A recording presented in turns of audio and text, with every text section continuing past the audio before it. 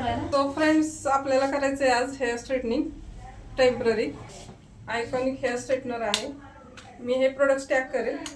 तर आपल्याला बघायचं आहे टेम्पररी म्हणजे 2 ते 3 दिवस टिकतं.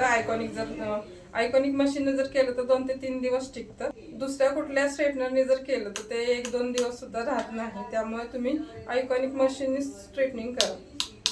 ह्याचे भरपूर फायदे आहेत. ह्याने तुम्ही कर्ल पण करू शकता आणि स्ट्रेट पण करू शकता. स्टायलिंगसाठी पण यूज होतं ह्याचा आणि हेअर स्ट्रेटनिंगसाठी पण यूज होतं. कारण मला सारखं तिकडे यायला जमणार नाही. पटपट होईल. तुला मोबाईल भेटेल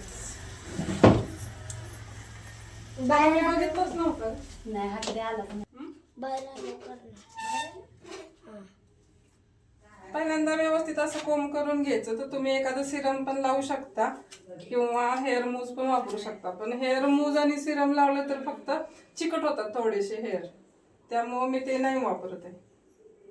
तर असं सेक्शन करून घ्यायचं. सेक्शन बाय सेक्शन स्ट्रेटनिंग करायला चालू करायचं.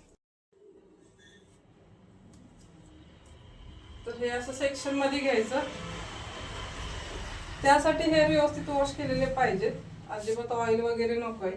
ऑइल जर असेल तर व्यवस्थित स्ट्रेटनिंग होत नाही.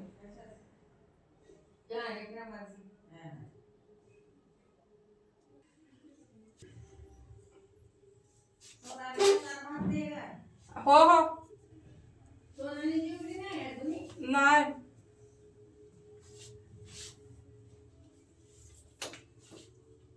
तर हा स्ट्रेटनर असा धरायचा आणि टेलकॉम मध्ये हेअर असे खालून असा टेलकॉम असा धरायचे आणि इथं स्ट्रेटनिंग मशीन अशी धरून पूर्ण असं थोडंसं प्रेस करून खाली खेचायचे.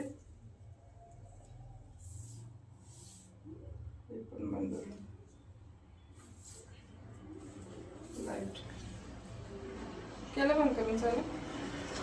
करू का अजून एकदा?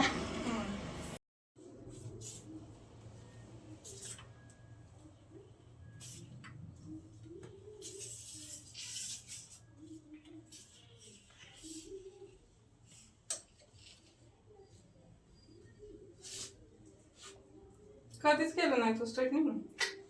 फोन आलाय मम्मी. असू दे. कोण आहे?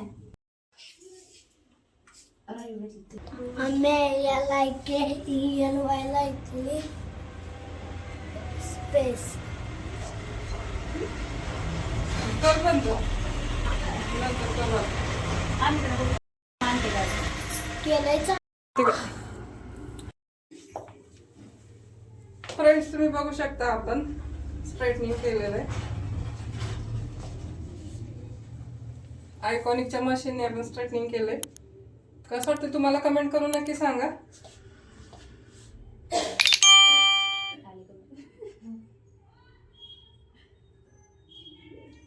सेक्शन बाय सेक्शन घेऊन व्यवस्थित असं स्ट्रेटनिंग केलंय.